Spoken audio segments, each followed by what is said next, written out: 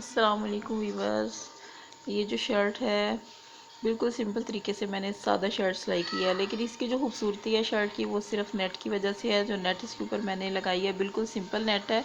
ये तकरीबन सिलने के बाद जो रेडी नेट है वो 5 इंच है और इसके बाजू जो है वो भी नेट के मैंने लगाए हैं। और जो इसके ऊपर ये फैंसी लेस लगाई है जैसे फ्रंट पे मैंने लगाई है बिल्कुल सेम इसी शेप में ये राउंड में जाके बैक पे भी इसी शेप में लगी हुई है।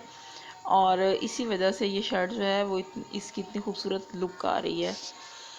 और ये आप देख सकते हैं इसका जो गला है वो मैंने बॉट शेप में बनाया है।